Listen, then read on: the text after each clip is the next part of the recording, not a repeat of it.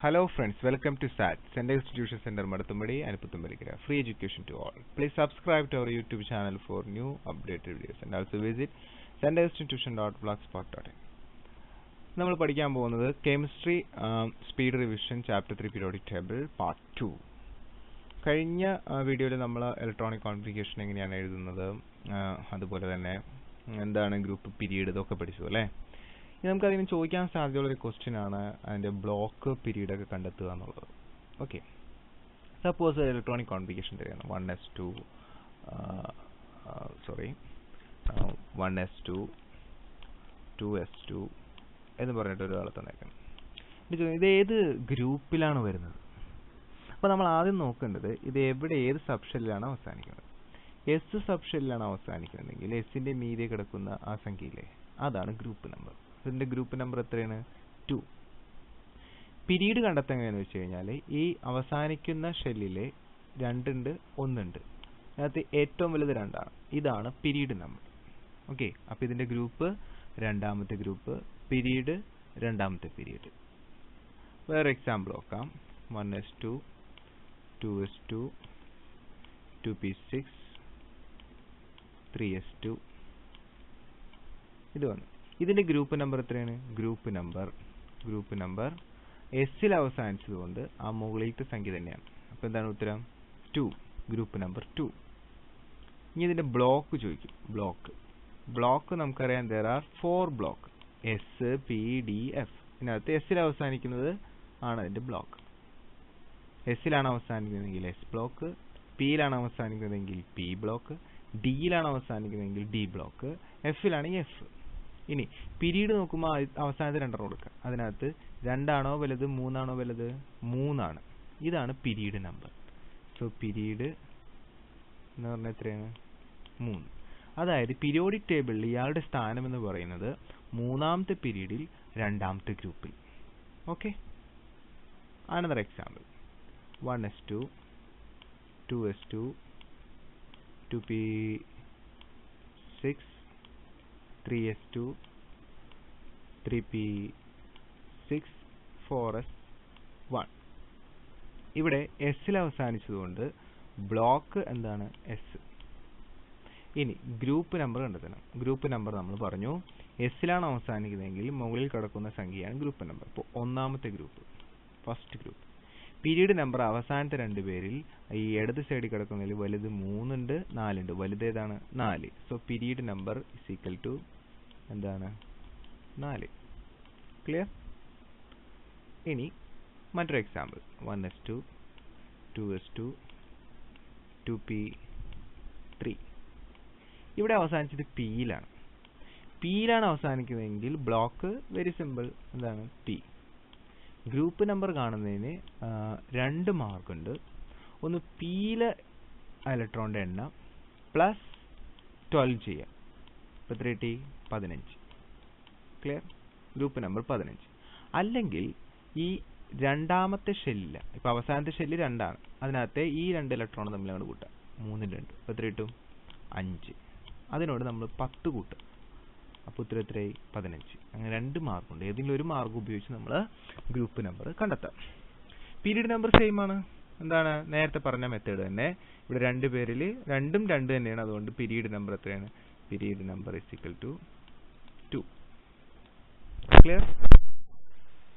Example നോക്കാം. 1s2 2s2 2p6 3s2 3p4. ഇപ്പോൾ 2 മാർക്കുണ്ട് ഗ്രൂപ്പ് നമ്പർ കാണാനായിട്ടുള്ള ഒരു മാർഗം ഈ അവസാനത്തെ ആ പിയിലെ ഇലക്ട്രോൺസ് പ്ലസ് 12 ചെയ്യുക. 4 plus 12 equal to 16, group number 16. അല്ലെങ്കിൽ ഇവ രണ്ടുപേരും കൂട്ടാം. അപ്പോൾ എത്രയായി? 6 പ്ലസ് 10 ചെയ്യുക. അപ്പോൾ എത്ര കിട്ടും? 16. അപ്പോൾ ഗ്രൂപ്പ് നമ്പർ മനസ്സിലായില്ലേ? ഇനി പീരീഡ് നമ്പർ ആണ് കാണുന്നതെങ്കിൽ നമുക്കിവിടെ 3s-ഉം 3p-യാണ്. അപ്പോൾ 2ഉം 3 ആണ്. അത് period number same 3. Block P. Okay, ഇനി മറ്റൊരു എക്സാമ്പിൾ ഡി വരുന്നത് നോക്കാം. 1s2 2s2 2p6 3s 4s2 3p6 4s2 3d3. ഇതിനകത്താണെങ്കിൽ ഏതാണ് block? D. So block equal to D. ഇനി ഗ്രൂപ്പ് നമ്പർ അറിയണം. ഗ്രൂപ്പ് നമ്പർ വെരി സിമ്പിൾ ആണ്. ഈ എസ്സിലെയും ഡിയിലെയും ഇലക്ട്രോൺ തമ്മിൽ കൂട്ടണം. 2 + 3 ഈക്വൽ ടു എന്താണ്? 5. ഗ്രൂപ്പ് നമ്പർ കിട്ടി. ഇനി പീരീഡ് നമ്പർ. അത് എത്രാമത്തെ പീരീഡിലാണെന്ന് കണ്ടെത്തണം. ഇറ്റ് ഈസ് ഈക്വൽ ടു ഈ രണ്ട് പേരിൽ ഏറ്റവും വലുതാരാണ്? 4. Period number 4. വെരി സിമ്പിൾ ആണ്, മനസ്സിലായില്ലേ? ഇങ്ങനെ അവസാനത്തെ മാത്രം സാർ എഴുതണം. 4s2 3d7 ഇങ്ങനെ അവസാനിച്ചു ഒരാൾ എന്ന് വിചാരിക്കും. ഇതിന്റെ ബ്ലോക്ക് എന്തായിരിക്കും? ഡി. ഇനി പീരീഡ് എന്തായിരിക്കും പറയൂ? 4 ഉണ്ട്, ഇവിടെ 3 ഉണ്ട്, ഏറ്റവും വലുത് 4 അല്ലേ? അപ്പൊ പീരീഡ് 4. ഇനി ഗ്രൂപ്പ് നമ്പർ എന്തായിരിക്കും? ഗ്രൂപ്പ് നമ്പർ കാണാനായിട്ട് എസ്സിലെയും ഡിയിലെയും ഇലക്ട്രോൺ തമ്മിൽ കൂട്ടാം. 2 + 7 എത്ര കിട്ടാ? 9. So group number 9. സോ എന്താണ് നമ്മൾ പഠിച്ചത്? എസ്സിൽ അവസാനിക്കുന്നതിലെ ഗ്രൂപ്പ് നമ്പർ എന്ന് പറയുന്നത് അതിന്റെ മുകളിലത്തെ സംഖ്യ തന്നെയായിരിക്കും. ഇതാണ് അതിന്റെ ഗ്രൂപ്പ് നമ്പർ. ഓക്കെ. ഇനി പിയിൽ അവസാനിക്കുന്നവരുടെ ഗ്രൂപ്പ് നമ്പർ എന്ന് പറയുന്നത് പിയുടെ മുകളിലത്തെ സംഖ്യ +12. മനസ്സിലായോ? ഡിയിൽ അവസാനിക്കുന്നവരുടെ ഗ്രൂപ്പ് നമ്പർ എന്ന് പറഞ്ഞു കഴിഞ്ഞാൽ ഡിയുടെ തൊട്ടു മുന്നിലുള്ള എസ് പ്ലസ് പിന്നെന്താണ്? ഡി. കണ്ടോ? ക്ലിയർ? ഇനി പിയുടെ കാണാൻ മറ്റൊരു മാർഗമുണ്ട്. പിയുടെ തൊട്ടു മുന്നിലുള്ള എസ് പ്ലസ് പിയിൽ ഇലക്ട്രോണിന്റെ എണ്ണം പ്ലസ് 10 ചെയ്താലും ഉത്തരം കിട്ടും. സോ ഈ ഒരു പോയിന്റ് അറിയാമെങ്കിൽ തന്നെ ഒരുപാട് ആൻസർ നമുക്ക് ചെയ്യാനായിട്ട് പറ്റും. ക്ലിയർ?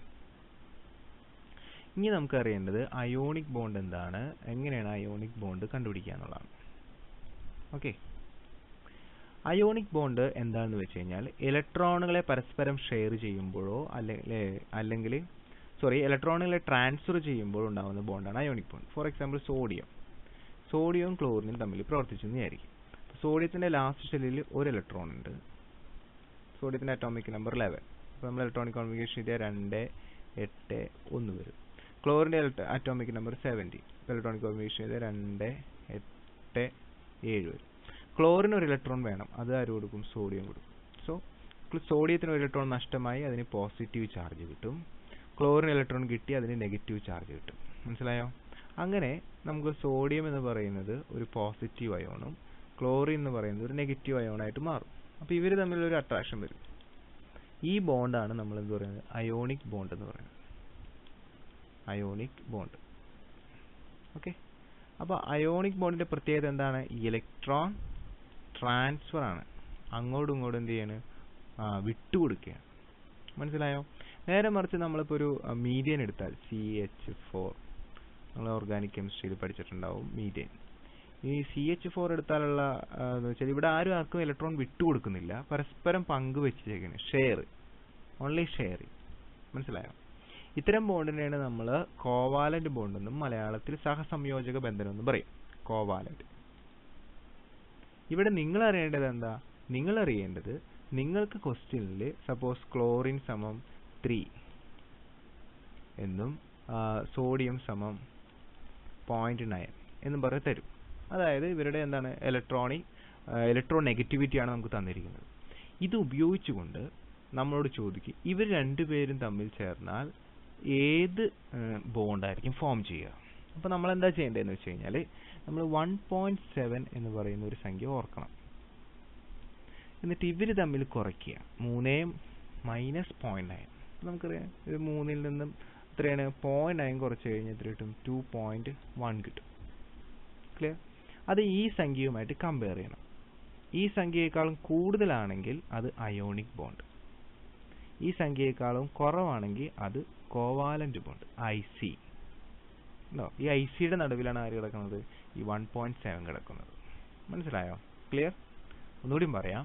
നമുക്ക് 2 എലമെന്റ് തരും, അതിന്റെ ഇലക്ട്രോ നെഗറ്റിവിറ്റിയും തരും. എന്നിട്ട് ഇവർ തമ്മിൽ ഫോം ചെയ്യുന്നത് ഏത് തരത്തിലുള്ള ബോണ്ടാണെന്ന് ചോദിക്കും. അപ്പോൾ അത് കോവാലന്റ് ബോണ്ടാണോ അയോണിക് ബോണ്ടാണോ നമുക്കറിയില്ല. അപ്പോൾ നമ്മൾ എന്താ ചെയ്യുക? നമ്മൾ അതിന്റെ ഇലക്ട്രോ നെഗറ്റിവിറ്റി തമ്മിൽ അങ്ങോട്ട് കുറയ്ക്കുക. കുറയ്ക്കുമ്പോൾ കിട്ടുന്ന സംഖ്യ നോട്ട് ചെയ്യുക. ആ സംഖ്യ 1.7 കൂടുതലാണെങ്കിൽ അത് അയോണിക് ബോണ്ട് ആയിരിക്കും. ഇവിടെ എന്താണ് 2.1 അല്ലേ? അപ്പോൾ ഇവർ തമ്മിൽ എന്ത് ബോണ്ടാണ്? Ionic bond. ആ സംഖ്യ 1.7 ഈ 1.7 കുറവാണെങ്കിൽ അതെന്തായിരിക്കും? സഹസംയോജക ബന്ധനമായിരിക്കും. ഫോർ എക്സാമ്പിൾ ഞാൻ പറയുന്നത് എ എന്ന് പറയുന്ന ആളുടെ ഇലക്ട്രോനെഗറ്റിവിറ്റി 5, ബി എന്ന് പറയുന്ന ആളുടെ ഇലക്ട്രോനെഗറ്റിവിറ്റി 4.5. ദെൻ എയും ബിയും ചേർന്ന് ഇങ്ങനൊരു കോമ്പൗണ്ട് ഉണ്ടായി എങ്കിൽ എന്ത് തരത്തിലുള്ള ബോണ്ടായിരിക്കും അവർ തമ്മിൽ ഉണ്ടാവുക? അപ്പോൾ നമ്മൾ ആ 5ൽ നിന്ന് എന്ത് കുറയ്ക്കണം? 4.5 ആണ് കുറയ്ക്കുക. അപ്പോൾ നമുക്ക് എന്ത് കിട്ടി? 0.5.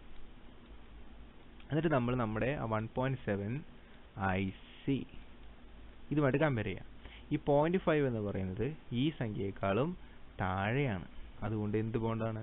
കോവാലന്റ് ബോണ്ട്, സഹസംയോജക ബന്ധനം. ക്ലിയർ? Okay, yes. ഇനി വേറെ തരത്തിലുള്ളൊരു ബോണ്ട് കൂടി നമുക്ക് പറയുന്നുണ്ട്. എന്താണെന്ന് നോക്കാം. ഫോർ എക്സാമ്പിൾ ഹൈഡ്രജനും ക്ലോറിനും തമ്മിലുള്ള ഒരു ബോണ്ടിങ്. ഇവിടെ ഹൈഡ്രജന് ഇലക്ട്രോൺ ഒരെണ്ണമുണ്ട്, ഒരു ഇലക്ട്രോൺ ഉണ്ട്. ക്ലോറിന് 7 ഇലക്ട്രോൺ ഉണ്ട്. 1 2 3 4 5 6 7 അവസാനത്തെ ഷെല്ലിൽ ഇവിടെ ഒരു ഇലക്ട്രോൺ. ഇവിടെ എന്താണ്? 2 8 7 ലാസ്റ്റ് ഷെല്ലിൽ 7 ഇലക്ട്രോൺ. ഇവിടെ എന്താണ്? ഒരു ഇലക്ട്രോൺ. അപ്പോൾ ഈ ക്ലോറിൻ്റെ കയ്യിലുള്ള ഒരു ഇലക്ട്രോൺ ഈ ഹൈഡ്രജനുമായിട്ട് പങ്കുവയ്ക്കും. അപ്പോൾ ഹൈഡ്രജൻ്റെ ഇലക്ട്രോൺ ആർക്ക് കിട്ടി? ക്ലോറിന് കിട്ടി. ക്ലോറിൻ്റെ ഇലക്ട്രോൺ ആർക്കും കിട്ടി? ഹൈഡ്രജനും കിട്ടി. പങ്കുവെച്ചിട്ടുള്ളൂ, ഷെയർ ചെയ്തിട്ടുള്ളൂ. ഇങ്ങനെ ഷെയർ ചെയ്യുമ്പോഴും ഹൈഡ്രജൻ എന്ന് പറയുന്നത് വളരെ ചെറുതും ക്ലോറിൻ എന്ന് പറയുന്നത് ഹൈഡ്രജൻ അപേക്ഷിച്ച് 17 ഇരട്ടി വലുതുമാണ്. അപ്പോൾ ഹൈഡ്രജൻ്റെ അടുത്ത് നിൽക്കുന്ന ഈ ഇലക്ട്രോൺ എന്ത് ചെയ്യും? കുറച്ചും കൂടി അടുത്ത് ക്ലോറിൻ്റെ അടുത്ത് വന്ന് നിൽക്കും, ഹൈഡ്രജൻ്റെ ഇലക്ട്രോൺ. മനസ്സിലായോ?